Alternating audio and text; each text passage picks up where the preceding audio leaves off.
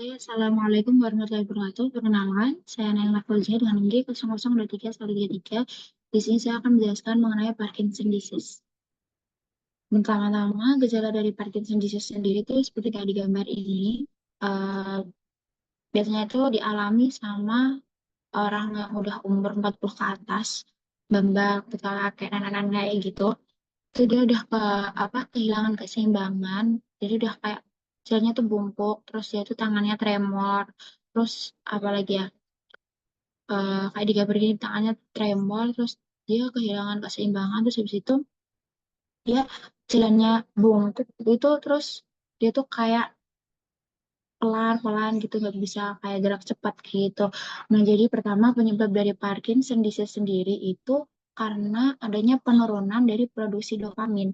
Nah, kenapa kok bisa kayak gitu? Jadi dopamin itu dia tuh mempunyai fungsi sebagai hormon dan juga neurotransmitter. Jadi dia sangat penting untuk tubuh, terutama dalam keseimbangan juga. Terus habis itu dopamin sendiri itu dia dihasilkan ada di substansia nigra ini. Nah, di substansia nigra ini, kalau semisal ini normalnya non Parkinson, ini gambarnya kalau misal udah terjangkit Parkinson. Jadi substansia nigranya itu makin lama itu di pedunculus cerebri itu dia menghilang. Jadi kalau semisal otomatis enggak seterang ini kan gambarnya. Jadi gambarnya tuh kalau semisal ada Parkinson's disease itu gambarnya nggak seterang ini substansia nigranya. Jadi substansia nigra itu secara anatomis itu ada dua, terbagi jadi dua. Itu ada yang bagian pars reticularis sama pars compacta. Jadi kalau pars compactanya itu dia yang hitam ini. Terus kalau yang karena dia berpigmen, makanya dia agak gelap. Emang gelap sih. Terus kalau misal yang pars reticularis itu di bagian ventralnya si pars compacta sendiri. Jadi kayak bagian sininya gitu. Gitu. Jadi ini gejalanya kayak gini, sensor. Jadi penurunan dopamin sendiri. Gitu. Terus lanjut. Nah, ini itu apa namanya? Anatomi dari pedunculus cerebri. Jadi ini tadi substansi nigranya, terus sekitar di sini kalau nggak salah substansi nigra yang pars reticularis ini pars kompaktanya. Nah, jadi substansi nigra ini strukturnya dia memisahkan bagian dari pedunculus cerebri. Jadi pedunculus cerebri itu terbagi jadi dua, ada crus cerebri sama tegmentum mesencephaly. Nah, di tengah-tengahnya itu ada substansi nigra. Terus kemudian di sini tuh ada fossa interpedunculoris di mana di sini keluarnya si nervus 3 atau nervus oculomotorius. Terus habis itu di sini ada aqueductus mesencephaly. Ini dia tuh semacam kayak selang gitu, kayak saluran. Dia menghubungkan antara ventriculus tertius sama ventriculus quadratus. Nah, mestikan sebuah selang itu dilalui sama sebuah kayak ya dilalui gitu. Nah, itu tuh dia tuh tempatnya LCS. Makanya dia itu menghubungkan antara ventriculus tertius dengan ventriculus quadratus. Terus di sini tuh ada tectum mesencephaly. Jadi jangan kebalik kalau tegmentum mesencephaly itu di bagian dari pedunculus cerebri. Kalau tectum mesencephaly itu dia di bagian posteriornya sini. Jadi tectum mesencephaly itu kalau semisal dilihat dari secara anatomisnya, ini kan dilihat dari potongan sagital ya. Kalau dilihat semisal anatomisnya secara utuh dari lateral, itu dia tuh kayak bulat-bulat gitu. Nah, itu tuh sebenarnya tektum sendiri itu dia tuh dibagi antara colliculus superior sama colliculus inferior. Jadi kalau colliculus superior itu nanti dia jarasnya itu akan berhubungan dengan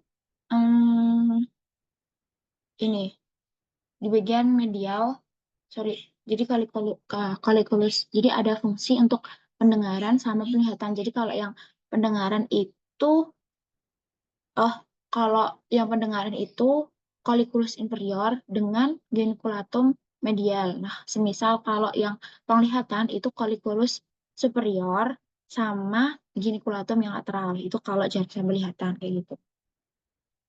Terus lanjut aja. Nah, ini bagian pons. Pons ini, jadi ada nervus-nervus yang keluar dari pons. Jadi kan ada tuh nervus-nervus yang keluar dari esensi tawon, itu olfactorius sama opticus. Terus ada juga yang keluar dari mesencephaly, itu nervus 3 sama 4, yaitu nervus oculomotorius sama trochlearis. Jadi kalau yang oculomotorius itu dia keluarnya di fossa interpedicularis. Ini ada gambarnya ini, fossa interpedicularis. Terus habis itu kalau trochlearis itu dia di bagian kaudal dari colliculus inferior. Terus habis itu yang keluar dari eh apa pons itu dari nervus 5 sampai nervus 8. Yaitu gambarnya di sini tuh ada nervus trigeminus. Dia ini dari Brasium pontis. Terus habis itu ada nervus abducens di sini di sulcus bulbopontinus. Terus di angulus cerebropontinus ini ada nervus 7 dan nervus 8 atau nervus facialis sama nervus vestibulococlearis. Nah, terus ini di medula oblongata di sini ada keluar nervus 9 sampai 12. Yaitu dibagi menjadi nah ini terlihat ada sulcus apa namanya? Di sini tuh terlihat sulcus sulcus apa namanya? Ini pokoknya ini sebuah sulcus. Nah, ini dinamai piramis. Terus ini oliva. Nah, di sini tuh keluarnya, jadi ini tuh bagian ventral dari medula oblongata. Nah, ini ada sulcus ventrolateral atau anterolateral. Ini dilewati, dia tuh letaknya si muaranya atau, ya, tempat keluarnya si nervus 12 atau nervus hypoglossus. Terus ini 9, 10, 11. Jadi dari glossopharyngeus, vagus, sama acerius itu dia tempat keluarnya di sulcus posterolaterales. Kayak gitu. Ya. Terus lanjut aja. Nah, ini untuk vaskularisasinya. Jadi di sini itu dari arteri vertebralis mereka bersatu menjadi arteri basilaris. Kemudian mereka di sini menjadi arteri arteri cerebri posterior. Nah, kemudian arteri cerebri posterior tuh dibagi menjadi dua. Ada arteri cerebri posterior pars postcomunicalis sama pars precomunicalis. Terus habis itu naik lagi ke depan sini nggak kelihatan nggak ya? Itu ada arteri communicans posterior. Terus habis itu ada arteri cerebri media. Arteri cerebri media juga dibagi menjadi dua. Ada pars penoidalis sama pars insulae. Terus di sini tuh ada arteri carotis interna, pars cerebralis, terus naik ke atas lagi tuh udah sampai ke arteri cerebri anterior, di mana dia dibikin jadi dua lagi kayak yang posterior juga. Itu dia di tengah sini tuh, nah ini yang sagittal ini dia tuh arteri komunikans anterior. Jadi otomatis arteri cerebri anterior dibagi menjadi dua, ada arteri cerebri anterior pars post komunikalis sama arteri cerebri anterior pars prekomunikalis kayak gitu. Nah, terus lanjut medula oblongata. Nah, jadi di medula oblongata ini dia ini di bagian ventralnya tuh ini ada dijelasin, ini ada sulcusnya, terus ini di pusatnya piramidalis di mana di sini nanti terjadi penyilangan traktus piramidalis yang di mana nantinya tuh ada yang bersilang ke lateral dia menjadi ini traktus corticospinalis lateralis. Kalau yang nggak menyilang, dia tetap dia namanya traktus corticospinalis anterior. Gitu. Terus ini bagian dorsalnya, terus atasnya ini, jadi atasnya ini bagian dari tegmentum. Sorry. Ya, pars tegmentalis. Terus lanjut aja. Nah, ini kelihatan, ini ada olivanya, ini pons, ini oliva, oliva yang sini, ini piramis, ini sulcus posterolateral yang sini.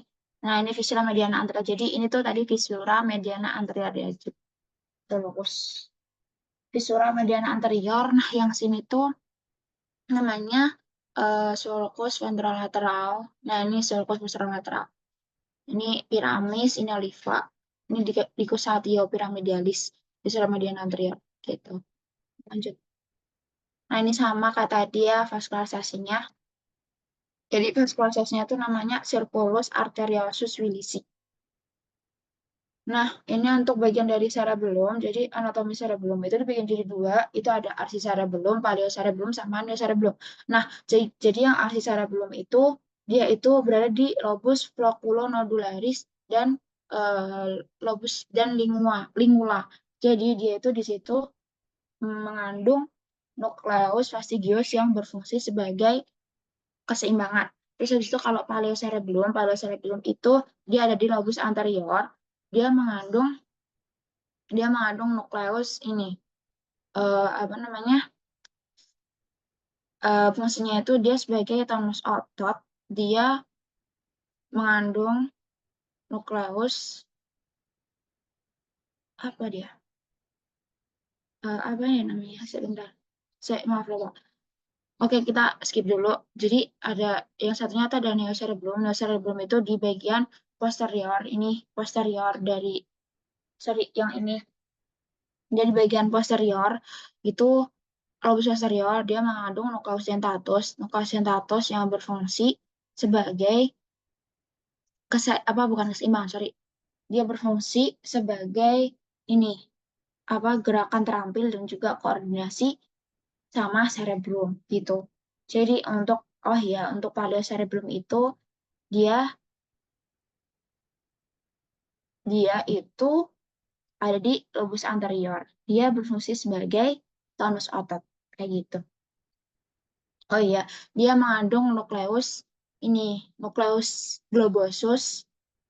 Eh, ya, dia mengandung nukleus globosus at nukleus nukleus apa tadi? Nukleus globosus sama nukleus hipo. Ya, pokoknya ada nukleus globosusnya. Ya, udah. Terus selesai. Oke, dan sekian dari aku. Terima kasih. Mohon maaf apabila ada tutur kata ataupun kesalahan dari apa yang aku ucapkan selama presentasi tadi. Mohon maaf sebanyak-banyaknya. Terima kasih dari aku. Wabillahi taufiq wal hidayah. Wabillahi taufiq wal hidayah. Wassalamualaikum warahmatullahi wabarakatuh. Wassalamualaikum warahmatullahi wabarakatuh. Terima kasih.